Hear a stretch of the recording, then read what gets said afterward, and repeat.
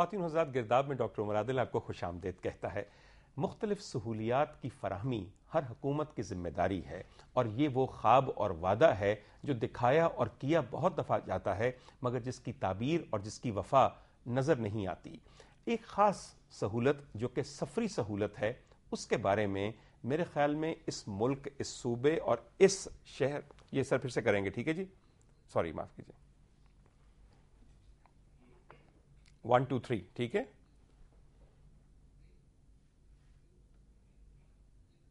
خواتین حضرات، گرداب میں ڈاکٹر عمر عادل آپ کو خوش آمدید کہتا ہے۔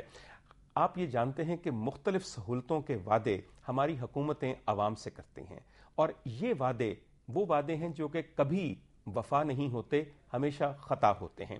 انہی سہولتوں کے سلسلے میں ایک وعدہ سفری سہولتوں کی فراہمی ہے۔ خواتین حضرات، آپ میں سے شاید بہت سارے لوگ ایسے ہوں جن کو اس ملک کی بسوں یا پبلک ٹرانسپورٹ پہ روزانہ سفر کرنا ہو، اور بہت سارے ایسے ہوں گے جو کہ شاید اس زحمت سے اور اس عذاب سے روزانہ بچ جاتے ہیں۔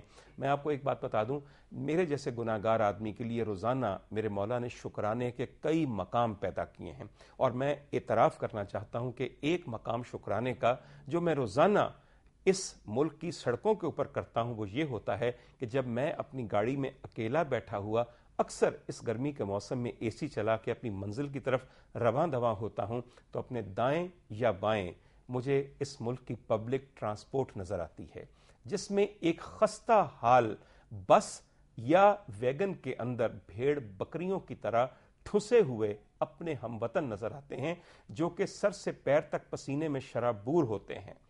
میں اس وقت واقعتاً تہہ دل سے اپنے مولا کا شکر گزار ہوتا ہوں، اور یقین کیجئے دل کی گہرائیوں سے اپنے حکمرانوں کو بد دعا دیتا ہوں کہ یا اللہ، جب یہ اپنے 40 موٹر گاڑیوں کے پورے قافلے میں جا رہے ہوتے ہیں تو انہوں نے کبھی سوچا کہ اس چیز جسے ہم ہائی آکوپینسی وہیکلز کہتے ہیں، یعنی کہ آپ کی بسیں، ان کے حالات کیا ہیں؟ ٹرانسپورٹ کے بے شمار مسائل ہیں، ہمیشہ سے ہیں، دن بدن بڑھتے جا رہے ہیں۔ بسوں کی تعداد بہت کم ہے، بسوں کی حالت ابتر اور بے انتہا خستہ ہے، ڈرائیوروں اور کنڈکٹروں کا رویہ مسافروں کے ساتھ بہت برا ہے، ٹرانسپورٹر بہت لالچی ہیں، کرائے بہت زیادہ ہیں، بہت سارے روٹس خالی ہیں، اور نہ جانے کیا کیا کیا۔ گرداب میں گھری ہوئی اس قوم کے سفری مسائل اور پبلک ٹرانسپورٹ کی حالت پہ آج ہم نے بحث کرنے کے لیے اپنے ساتھ چند شریک بلائے ہیں۔ میں سب سے پہلے ان کا تعارف آپ سے کرا دوں۔ ہمارے ساتھ سب سے پہلے موجود ہیں ضیاء الرحمان صاحب، جو ہمارے ساتھی ہیں، نیوز رپورٹر ہیں دنیا ٹیلی ویژن کے، اور آج کل کچھ خاص دلچسپی لے رہے ہیں پبلک ٹرانسپورٹ پہ۔ ان کے ساتھ تشریف رکھتے ہیں جناب محمد ارشد خان نیازی صاحب، اور آخر میں ہمارے ساتھ ایک انتہائی عمدہ ہمارے دوست بیٹھے ہیں، محمد فواد الدین صاحب۔ فواد الدین صاحب ان نوجوان اور روشن ضمیر لوگوں میں سے ہیں جو کسی نہ کسی طرح مختلف گورنمنٹ کی کمپنیوں میں اس ملک کی بہتری اور اس ملک کے عوام کی فلاح کے لیے کام کرنے کا جذبہ رکھتے ہیں۔ خواتین حضرات، جن لوگوں کو مگر میں واقعی یہاں بلا کر نیازی صاحب کے ساتھ پنجہ لڑوانا چاہتا تھا، ان میں سیکرٹری ٹرانسپورٹ اور ایڈیشنل سیکرٹری ٹرانسپورٹ پنجاب بھی شامل تھے۔ ہماری بارہا کوششوں اور ہماری بارہا انویٹیشنز کے باوجود ہر بار، برا نہ مانیے گا، ہمیں گولی دے دی گئی، اور یہ گولی میٹھی بھی نہیں تھی، نہایت کڑوی تھی، اور مجھے اسی کڑواہٹ کی وجہ سے یہ کڑوی بات آپ کے سامنے کرنی ہے کہ ہماری بیوروکریسی، جسے ہم سول سرونٹس کہتے ہیں، ان کا رویہ ہمارے ساتھ ہمیشہ سے ماسٹرز کا رہا ہے۔ بہرطور میں سب سے پہلے سر بات شروع کروں گا فواد صاحب آپ کے ساتھ۔ فواد، لاہور ٹرانسپورٹ ایک کمپنی ہے جو کہ آٹونومس ہے، اور وہ لاہور ایک ماڈل کے طور پہ اس کے ٹرانسپورٹ، پبلک ٹرانسپورٹ کے مسائل حل کرنے کے سلسلے میں بنائی گئی ہے۔ آپ کی نظر میں، اور آپ کو میں حکومت ہی سمجھوں گا کیونکہ حکومت تو آئی نہیں، آپ ان کے بھائی بندے ہیں، تو اس لیے ہم آپ کو وہی سمجھیں گے۔ یہ بتائیے، حکومت کی نظر میں عام پاکستانی، عام شہری کے ٹرانسپورٹ کے مسائل ہیں کیا؟ ہاں جی، بالکل۔ سب سے پہلے تو عوام کا سب سے بڑا مسئلہ یہ ہے اس وقت جو پیسنجر کمیوٹرز ہیں، ٹرانسپورٹ کم ہے، بہت زیادہ کم ہے، اور جو اویلیبل ہے وہ پرانی ٹرانسپورٹ ہے جو ریپلینش مانگتی ہے۔ اور تیسری چیز جو عوام کو ریپیٹڈلی جو پنچ کرتی ہے وہ ہے افورڈیبلٹی۔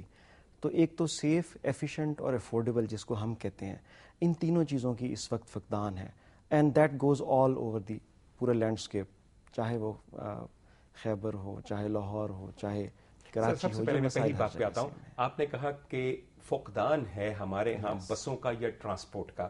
میں ذرا سا خواتین حضرات اس کو فگرز میں لے آؤں تاکہ اگر پرابلم کا احساس اور اگر کمی کا احساس بڑھ جائے تو ذرا مزہ زیادہ آتا ہے. میں ضیاء آپ کی مدد یہاں لینا چاہوں گا کیونکہ آپ نیوز رپورٹر ہیں. اگر ہم صرف لاہور کی اس وقت بات کریں، لاہور میں بسوں کی تعداد لاہور کی آبادی کے مطابق کتنی ہونی چاہیے؟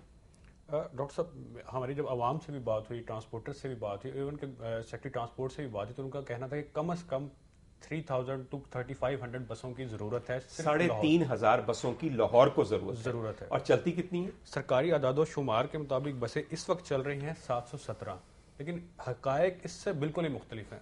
جو اصل میں بسیں آن روڈ جو ہمیں نظر آتی ہیں وہ تقریباً 250 سے 300 کے قریب ہیں، اور ان کی جو حالت ہے وہ ایسی ہے کہ نہ تو آپ سفید سوٹ کے ساتھ ان میں بیٹھ سکتے ہیں، اور وہ اس قدر ٹوٹی پھوٹی ہے کہ آپ کو گرد ایسا لگتا ہے جیسے آپ گرد میں نہا چکے ہیں.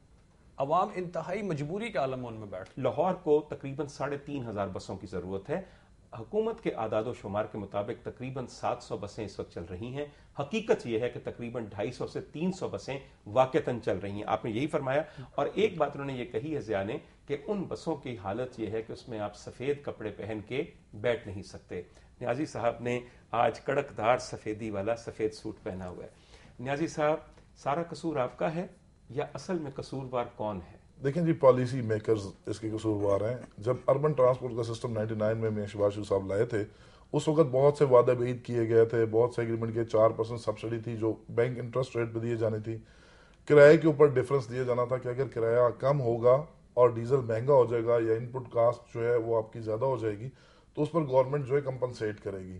لیکن وہ سسٹم کو حکومت کے جاتے ہی میاں صاحب کے ایک سبوتاژ کرنے کے لیے نہیں آنے والی گورنمنٹ نے بہت زیادہ کمپیکشن دی. ایون 2006 میں آ کے یہ سسٹم جب بالکل کلیپس کرنے لگا تو پھر اس وقت کی حکومت کو احساس ہوا کہ اب یہ ٹرانسپورٹ نہیں چل سکتی، اس کو کچھ نہ کچھ سبسڈائز کر دیا جائے. 2006 کی سبسڈی اناؤنس کر دی گئی. لیکن مسئلہ یہ ہے کہ کوئی نئی جو ہے ٹرانسپورٹ اس دوران میں صرف اور صرف میکسیمم 2004 میں غالباً 100 یا 150 کے قریب بسیں آئیں، اور وہ بھی 2007 تک بالکل بینکرپٹ ہو کے نکل چکے تھے اس بزنس میں سے. ابھی حکومتوں کے چینج ہونے سے پرانی گورنمنٹ کی پالیسیز جب چینج ہوتی ہیں وہ اپنی پولیٹیکل گرج کی وجہ سے یا کسی اور وجہ سے سسٹم کو ختم کرتے ہیں. یہاں سسٹم کی بقا نہیں ہے.